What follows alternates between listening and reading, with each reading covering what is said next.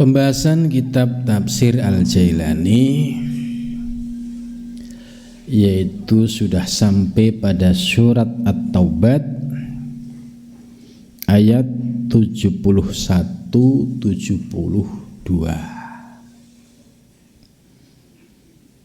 Ini kalau dalam pembahasannya sudah masuk paragraf baru. Itu. Kalau yang kemarin sebelumnya itu paragraf tentang umat-umat terdahulu. Ya. Nah, sekarang paragraf baru. A'udzu billahi minasyaitonir rajim. Bismillahirrahmanirrahim. Wal mu'minuna wal mu'minatu ba'duhum awliya'u ba'd. Ya'muruna bil ma'rufi wa yanhauna 'anil munkari wa yuqimuna as-salata wa yu'tuna az-zakata wa yuti'una Allah wa rasulahu ulaika sayarhamuhumullah innallaha azizun hakim. Wa'adallahu al-mu'minina wal mu'minati jannatin tajri min tahtiha al-anharu khalidina fiha wa masakin tayyibatan fi jannatin adn wa ridwanun minallahi akbar dzalika huwal fawzul adzim. Ini sudah membahas tentang mukminin dan mukminat ya. Kalau sebelumnya berkaitan dengan orang fasikin, orang-orang fasik dan orang-orang munafik yang hidup pada zaman Nabi dan termasuk pada zaman nabi-nabi sebelumnya. Bahkan sampai dijelaskan akhirnya mereka dihancurkan oleh Allah Subhanahu wa ta'ala. Wal mu'minuna ya. Dan bermula orang-orang mukmin. Ya, mukminun ini jamak mudzakkar salim. Wal mukminatu dan mukmin wanita, jamak muannas salim. Ba'duhum sebagian dari mereka, yaitu mukminun dan mukminat, mukmin laki-laki dan mukmin perempuan, aulia uba'din, yaitu sebagai pimpinannya sebagian yang lain. Nah, Syekh Abdul Qadir Al-Jailani dalam menafsirkan ayat ini, siapa yang masuk kriteria al-mu'minun? Ya, kalau definisi mukmin itu adalah orang-orang yang beriman. Muslim itu adalah orang-orang yang sudah masuk Islam. Nah, kriteria menurut Syekh Abdul Qadir Al-Jailani, mukmin itu siapa? Yaitu al-muqinuna bitauhidillah. Orang-orang yang sudah meyakini tentang keesaan Allah. Jadi orang-orang yang keyakinannya sudah meyakini tentang keesaan Allah. Kalau ada orang ngaku mukmin kok masih menduakan Allah, berarti ya belum mukmin yang sebenarnya. Dia ngaku mukmin tapi masih melakukan kesyirikan. Ya, berarti masih belum sampai pada mukmin yang sejati. Jadi Syekh Abdul Qadir Jailani memiliki dua definisi. Mukmin yang sejati itu siapa? Al-muqinuna bi tauhidillah, yaitu orang yang meyakini tentang keesaan Allah. Al-musaddiquna yang kedua adalah orang-orang yang membenarkan li rusulihi kepada utusan-utusan Allah. Ini ciri-ciri siapa yang disebut mukmin dan mukminat. Ya, mukminun itu mukmin laki-laki, mukminat itu mukmin perempuan. Nah, di sini kita bisa melihat ke dalam diri kita. Apakah keyakinan kita termasuk sudah sampai pada tahapan al-muqinuna bi tauhidillah, yaitu orang yang sudah sampai keyakinannya ya mentauhidkan Allah Subhanahu wa taala. Sebab dalam mengamalkan tauhid ini ya akan merasakan gejolak ya dan dinamika. Maka dalam berkaitan dengan keyakinan ini antara satu dengan yang lain pasti berbeda-beda. Ya semua mukmin, tapi kualitasnya beda-beda. Ada yang mukminnya itu setengah hati, ada yang mukminnya itu ya haqqatuqatihi. Maka dalam hal ini di dalam teori ilmu tasawuf ada yang mukminnya itu sampai pada tingkatan ilmu yakin, ada yang sampai pada tingkatan ainul yakin, ada yang sampai pada hakul yakin. Itu.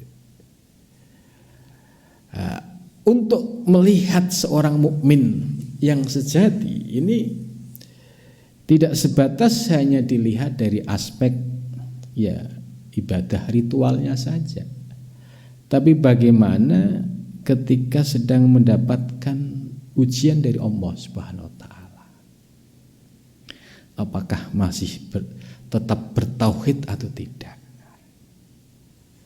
Maka kalau sebatas ilmu yakin ya sebatas teoritis ya, maka ketika diuji itu akan mengalami turun naiknya keimanan.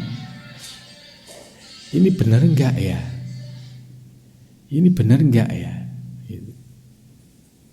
Tapi kalau orang yang sudah masuk ainul yakin, diuji seberat apapun oleh Allah, tauhidnya tetap tahqiq, tidak ada keraguan sedikit pun. Akhirnya bisa menikmati apapun bentuk ujian yang datang, karena hatinya sudah tahqiq, tauhidnya sudah kokoh, tidak naik turun. Kalau yang naik turun yang pertama tadi, ya iman si iman, sholat si sholat. Ketika diuji ada masalah, mumet, pusing, larinya ke dukun. Nah, ini mukminnya masih mukminan. Gitu. Ini yang disebut masih level ilmu yakin. Kalau sudah ainul yakin, sudah mulai kokoh.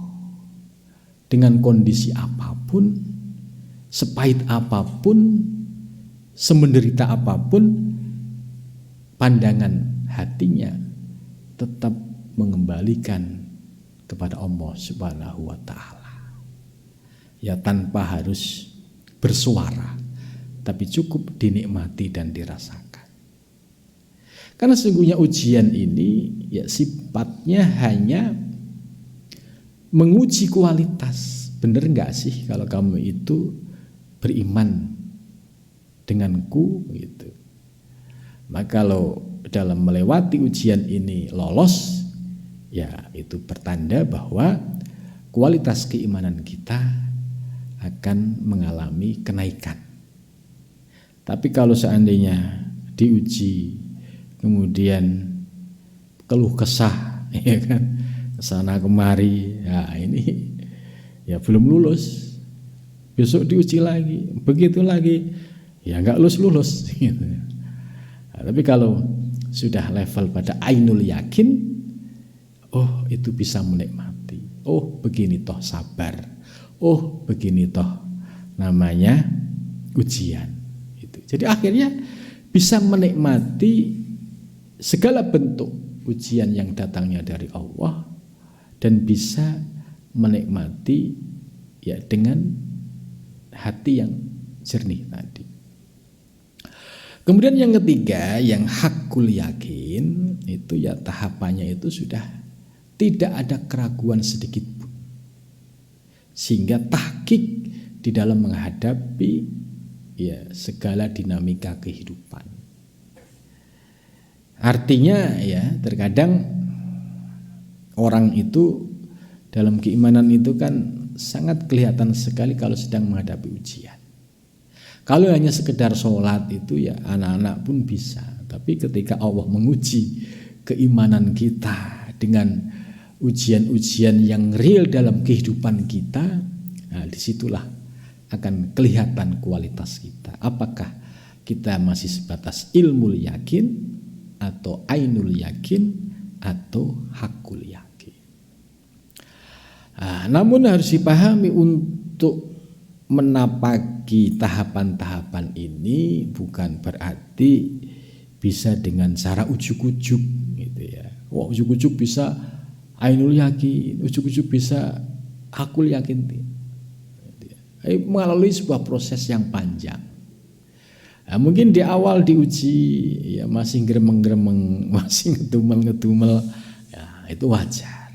Tapi besok lagi sudah mulai berkurang, besok lagi sudah mulai tidak lagi. Jadi terus mengalami progres yang lebih baik. Nah, ujian keimanan ini ya berlaku bagi siapapun orang yang ingin kualitas imannya itu diakui oleh Allah Subhanahu wa taala. Ya, tidak hanya kita, para nabi pun juga sama ya dalam proses keimanan ya menghadapi ujian yang dahsyat. Ya termasuk para sahabat Nabi, termasuk Bilal bin Rabah, itu bagaimana ujian ketika disiksa. Ya, dan bagaimana juga pada zaman Nabi ketika puasa harus perang. Gitu. Jadi kita ini kan beragama Islam itu kan nerima enaknya aja. Ya sudah nggak ada perang, sudah nggak ada musuh, ya akhirnya musuhnya ya di dalam diri kita, yaitu tadi nafsu-nafsu yang masuk ke dalam diri kita yang selalu mengganggu keimanan kita. Jadi kita tidak seperti pada zaman Nabi dan juga tidak seperti para tokoh-tokoh ulama di Nusantara yang dulu menghadapi penjajah. Ya, kita sudah dalam kondisi yang nyaman. Ya, cuma PR-nya ya yang menjadi tantangan dan PR ternyata ujiannya ada di dalam diri kita.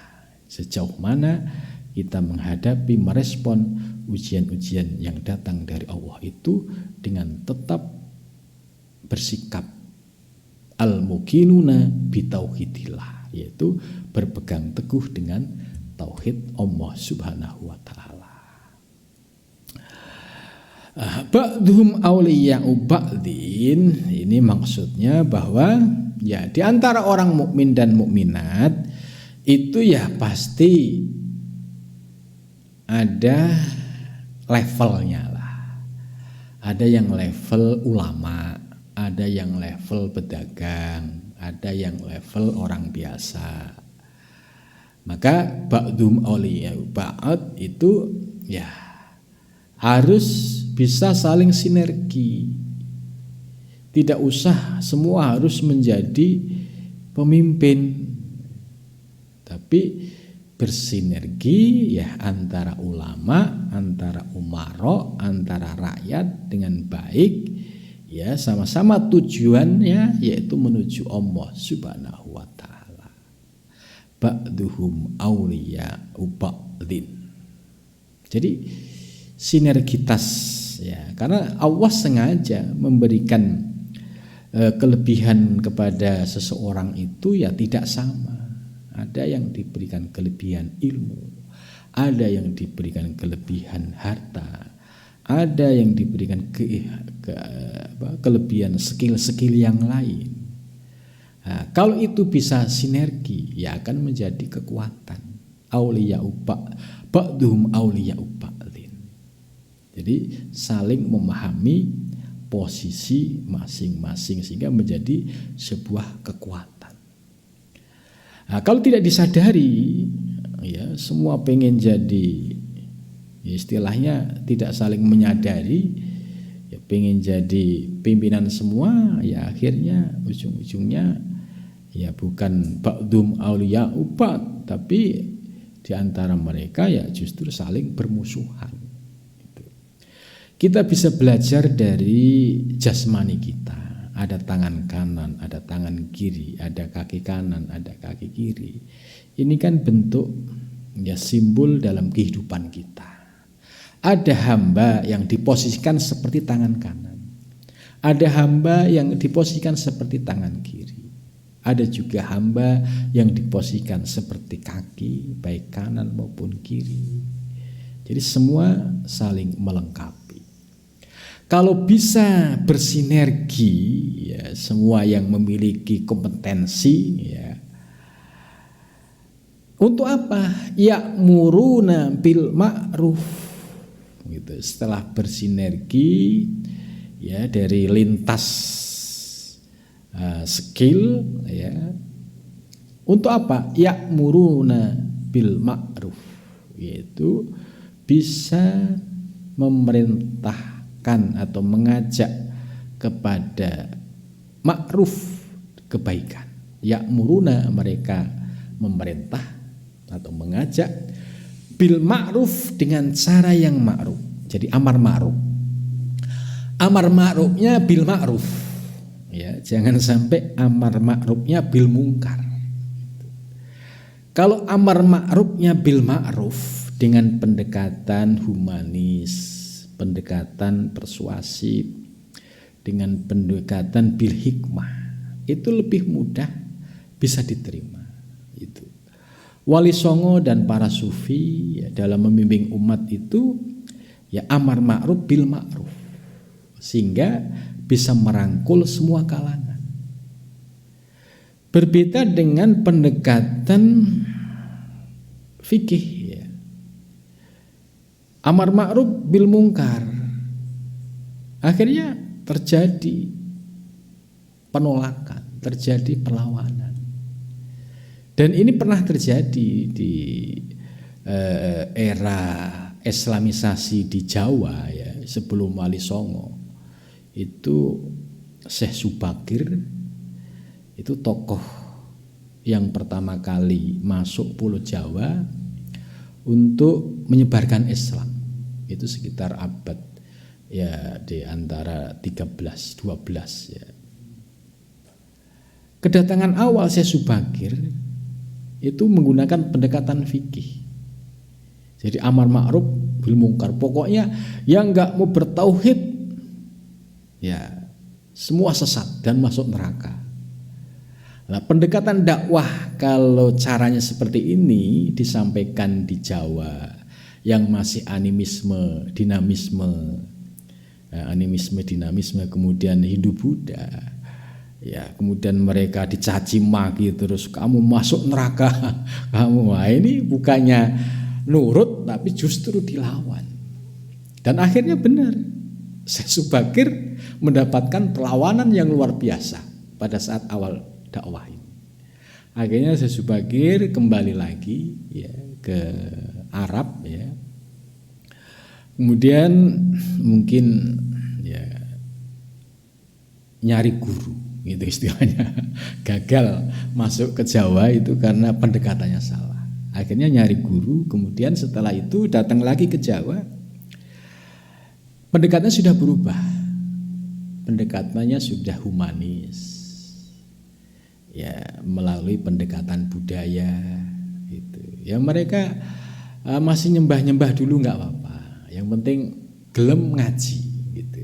Nah, ketika dia ngikut ngaji, nanti kan mendapatkan pencerahan ilmu. Setelah mendapatkan ilmu, nanti kan dia bisa mempertimbangkan. Ini saya ini kok begini, kalau begini kok begini.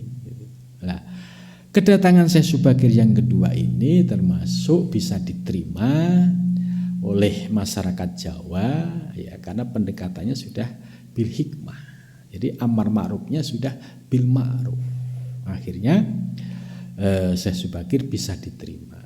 Ya, bahkan termasuk ada negosiasi ya dengan Raja Jin di Jawa, itu ada di Gunung Tidar ya. Itu melakukan negosiasi. Ya, istilahnya jangan sampai nanti generasi-generasi sesudahku yang ingin menyebarkan Islam di Jawa diganggu. Itu ada kisah seperti itu. Nah, baru setelah itu periode Wali Songo. Jadi Syekh Subakir ini tokoh awal yang numbali istilahnya Pulau Jawa.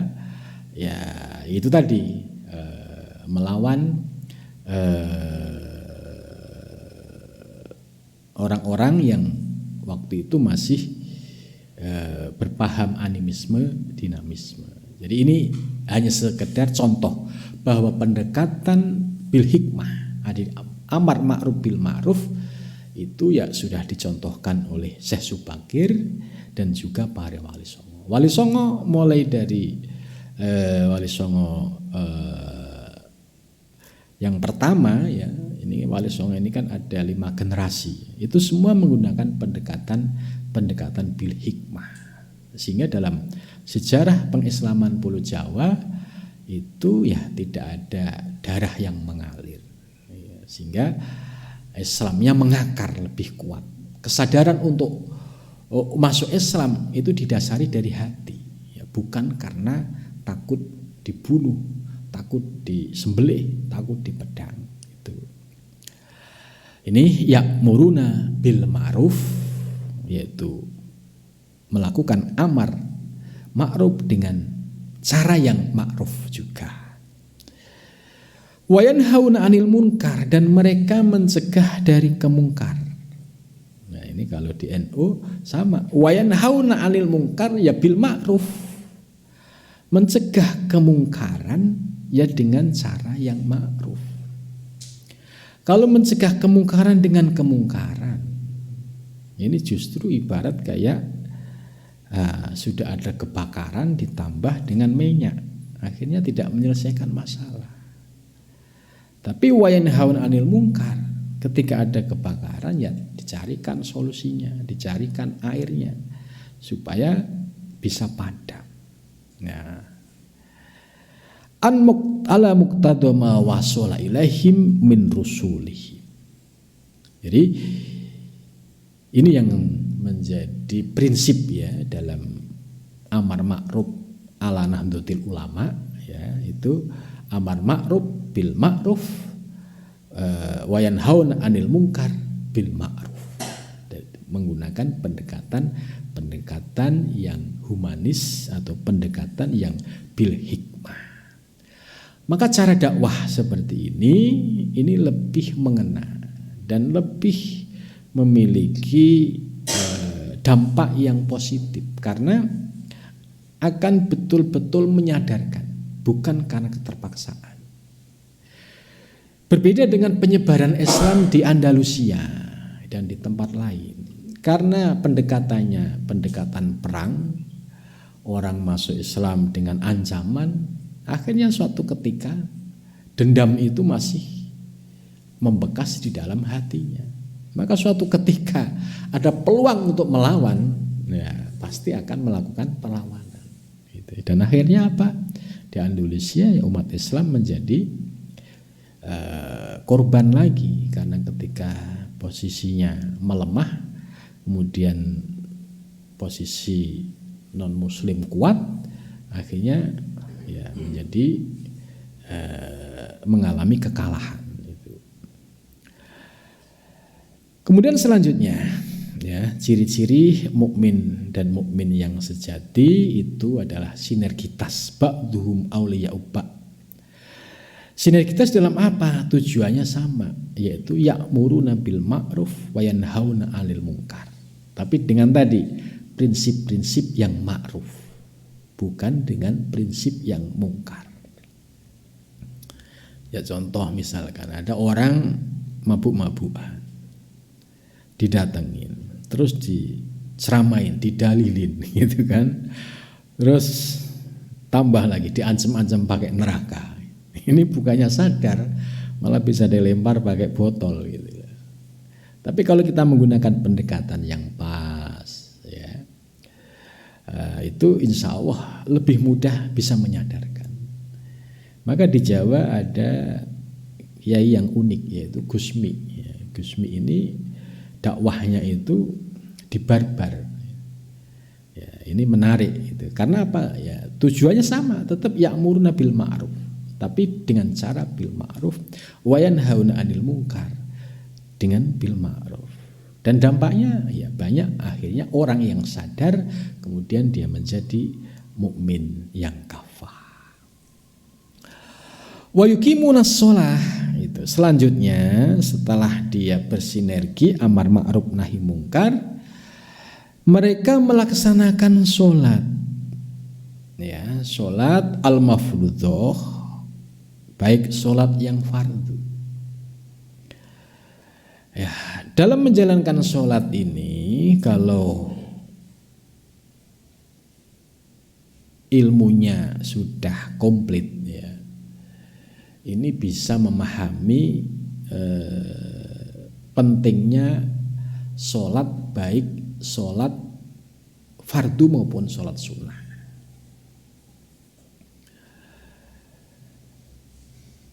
Kalau orang yang masih belum paham tentang ilmu tasawuf, ya,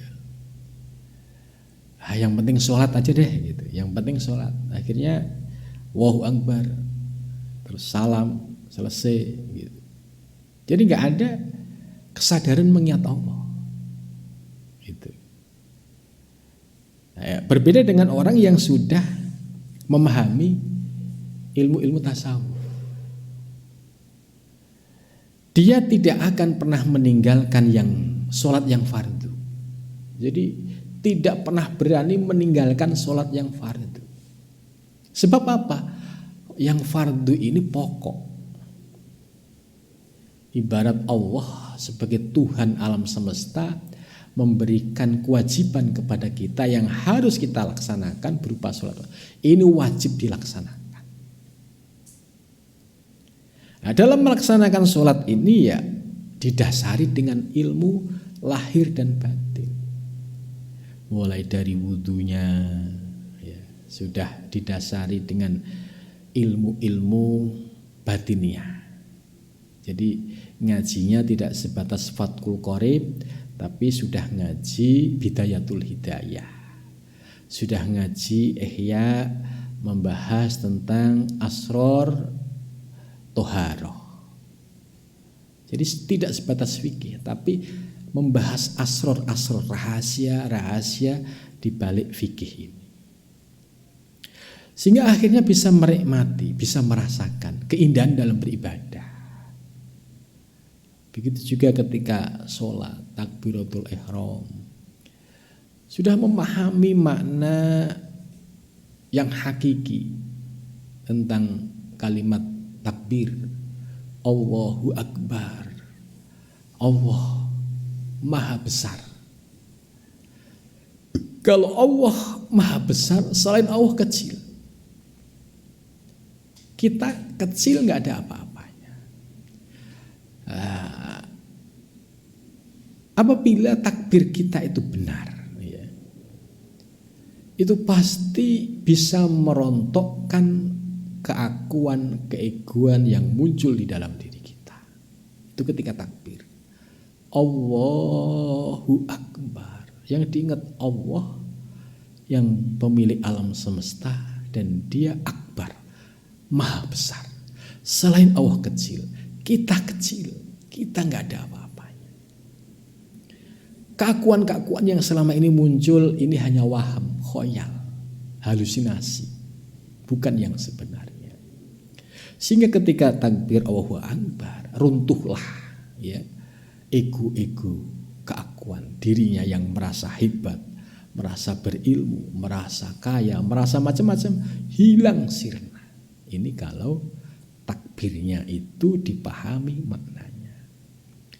Tapi kalau secara fikih Allahu Akbar ya sudah, gak ngerti maknanya ya gak ada masalah. Toh menurut fikih tetap sah gitu. Nah inilah bedanya kalau orang beribadah sebatas didasari ilmu fikih dengan orang beribadah disertai fikih ya iya, tasawuf juga iya. Jadi semakin kuat. Di dalam menjalankan ibadah yang fardu bagi para salik, ya, ini malu kalau dia sampai meninggalkan yang fardu karena ini perintah.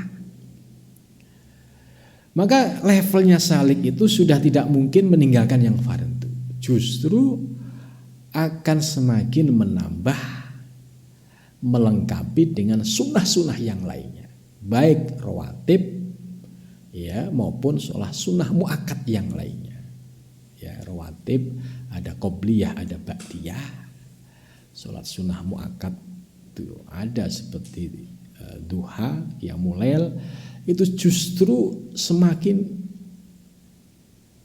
semangat untuk melakukan.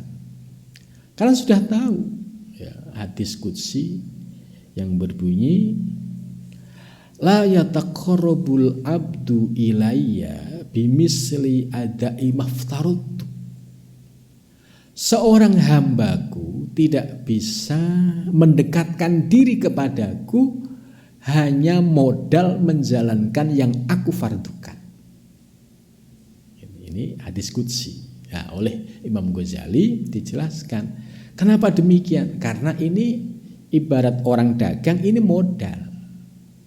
Jadi belum ada ribhun, untung. Belum ada poin. Itu kalau sholat fardunya tertib. Bagaimana kalau minus? Ya minus ya bagaimana? Berarti orang dagang ibaratnya ya kurang modal.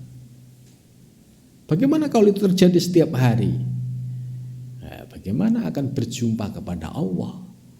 Dasar pondasi yang fardu saja sudah ditinggalkan. Itu. Maka redaksi hadis berikutnya, la yazalul abdu yataqarrabu ilayya bin nawafil. Ya.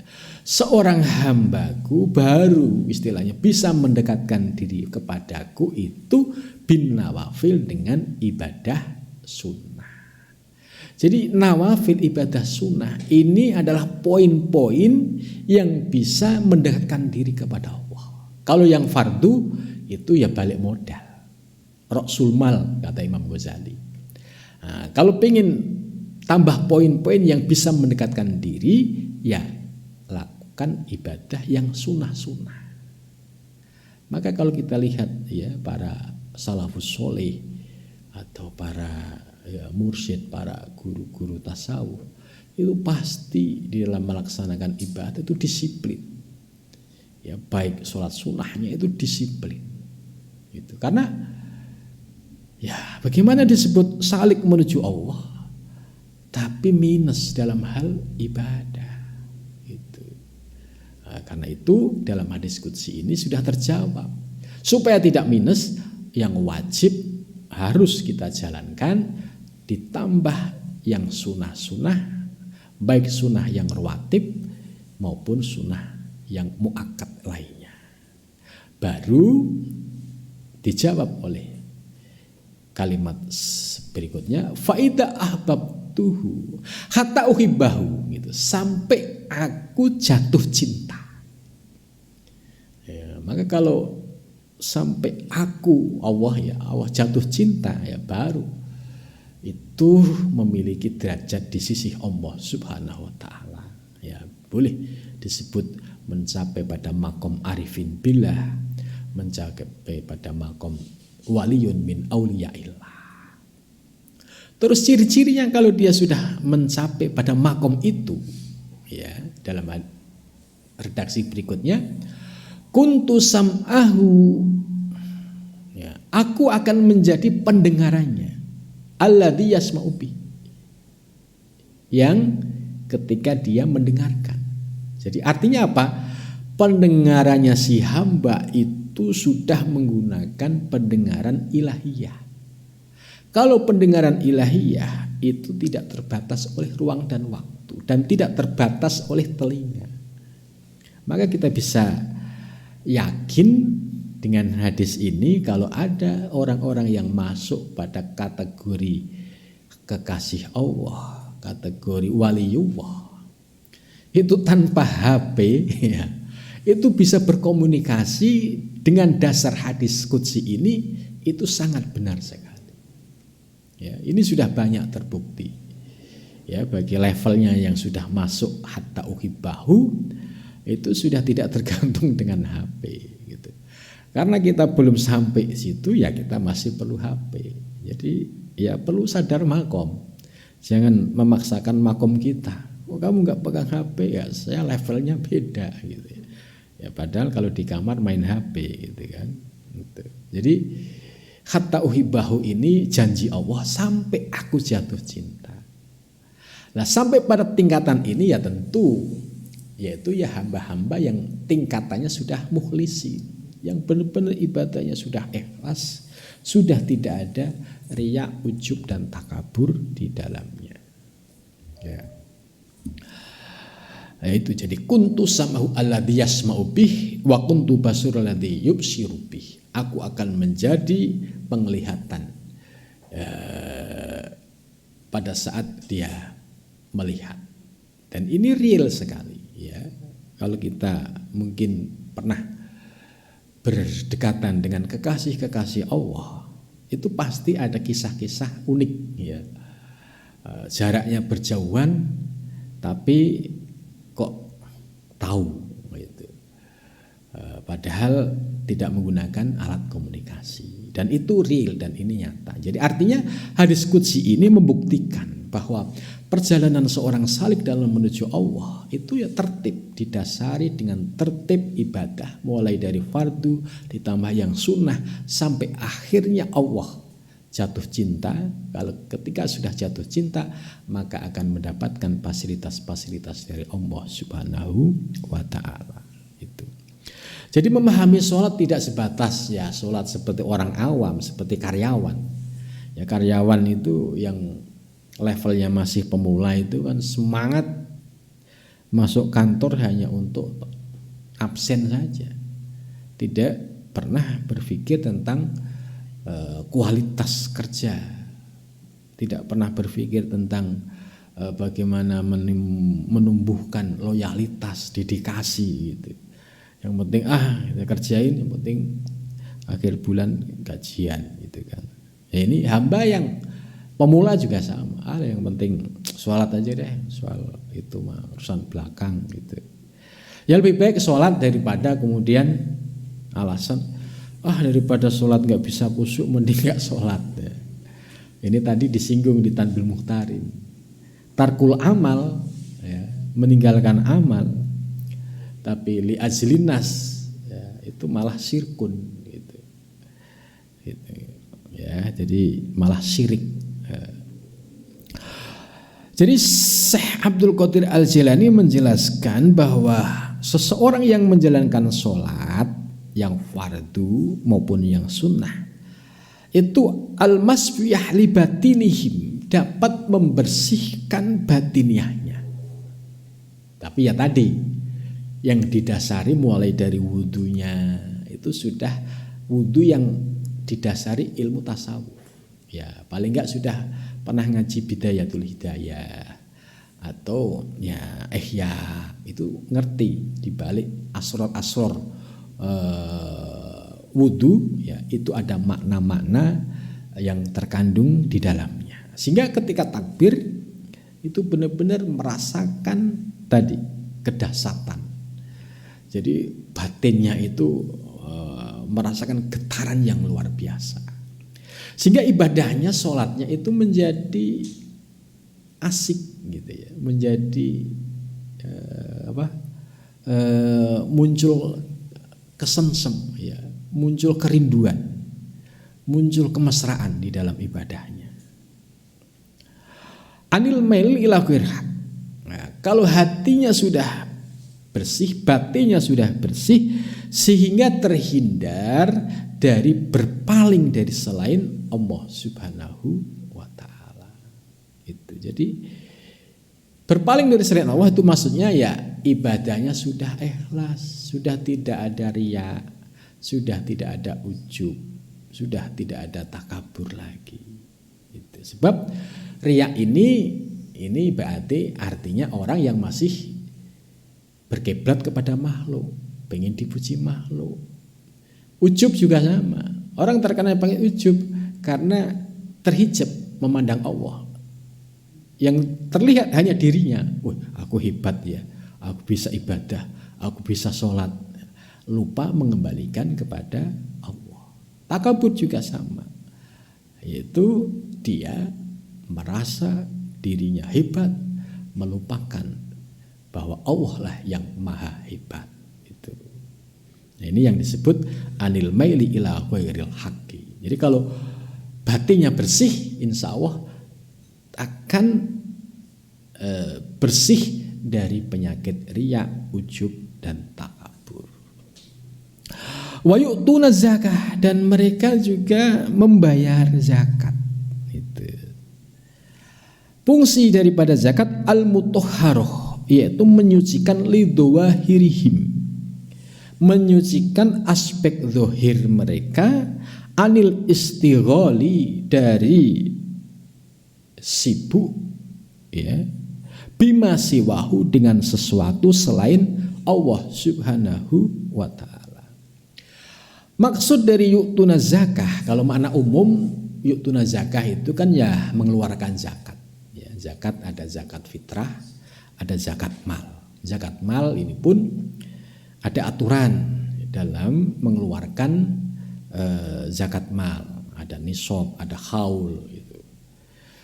Lah, fungsi daripada zakat ya, kalau kita diberikan amanah rezeki kemudian bisa mengeluarkan zakat, itu ternyata fungsinya bisa menyucikan aspek zahir dari segala hal-hal yang dapat menyibukkan diri kita dari selain Allah. Nah, ini maksudnya begini. Orang bisa zakat itu kan orang kaya.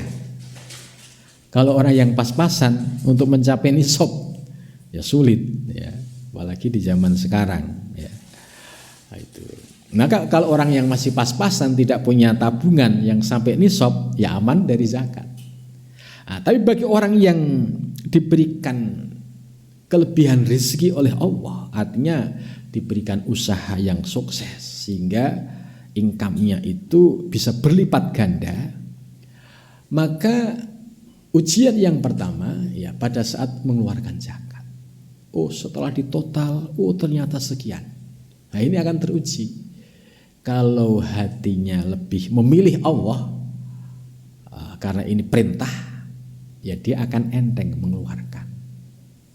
Tapi kalau yang hatinya dipenuhi dengan hubbul mal, cinta terhadap harta, berat sekali mengeluarkan. Nah, di sini akan menjadi indikasi kalau orang yang enteng mengeluarkan zakat itu berarti batinnya dan zahirnya dia sudah tidak mudah berpaling dari Allah. Artinya dengan kesuksesan bisnisnya itu justru bisa mendekatkan diri kepada Allah Subhanahu wa taala. Sebab dengan kesuksesan bisnis itu ada potensi bisa membayar zakat, bisa infak, bisa sedekah. Jadi dia memposisikan harta ini amanah, sebatas di tangan. Hati hanya untuk Allah. Ketika amanah di tangan, ya sudah, hanya sebagai fasilitator aja, hanya kayak sebagai wasilah saja. Sehingga posisi orang-orang yang seperti ini, dia akan selamat anil istigol bimasiwa. Dia tidak akan tergoda, tidak akan terpesona, dan tidak akan tertipu dengan dunia lagi. Nah, inilah orang-orang yang semacam ini, ya, orang yang mendapatkan anugerah dari Allah Subhanahu wa taala. Ya, contoh real orang-orang yang hidup pada zaman Nabi, ya, seperti Abu Bakar As-Siddiq, ya, miliuner, tapi seluruh hartanya untuk didedikasikan kepada perjuangan Nabi. Ya, mungkin kita tidak selevel Abu Bakar lah. Paling tidak, ya, hak-hak kewajiban kita, zakat, infak, sedekah itu dikeluarkan, itu sudah istimewa. Nah, sebab ini ujian orang yang punya harta. Karena kalau orang yang tertutup hatinya, itu apalagi merasa tadi kerja keras saya siang malam, ini harta saya peroleh dengan susah payah, merasa dirinya yang muncul, akhirnya susah zakat, susah infak, susah sedekah, susah nolong orang gitu. Baru suatu ketika ditarik oleh Allah, ya, baru merasakan penderitaan yang luar biasa gitu. Jadi beda dengan orang yang hatinya bersih tadi, ya, harta hanya sebatas amanah, maka tidak masuk ke dalam hati. Andai misalkan diuji dengan semakin sukses, ya hatinya tidak tergoyahkan sedikit pun.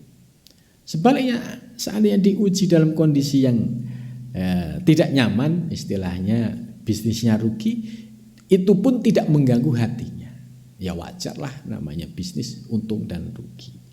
Tapi hatinya, ya, tidak sampai berpaling dari Allah Subhanahu wa taala. Wa yuti'una Allah, dan mereka senantiasa taat kepada Allah. Yaitu fi jami halatihim, dia taat kepada Allah dalam seluruh hal, keadaan, sikap. Itu akan tafidin wa taslim, taat yang didasari dengan kepasrahan dan kepatuhan kepada Allah Subhanahu wa taala. Jadi dia taat tapi bisa tafwid, itu menyerahkan diri kepada Allah. Sebab taat yang tidak didasari dengan tafwid itu yang muncul ego. Dia ahli ibadah tapi lupa tafwid, akhirnya merasa paling suci, merasa paling bersih, kemudian mencela yang lain. Ini tidak didasari dengan tafwid dan taslim. Itu. Wa rasulahu, dan mereka senantiasa taat juga kepada rasulnya. Fi jami'i ma ja'a bihi wa ilaihi, taat kepada rasulnya dalam seluruh apa yang datang kepada, apa yang dibawa oleh rasul dan didakwahkan, ya, oleh rasul.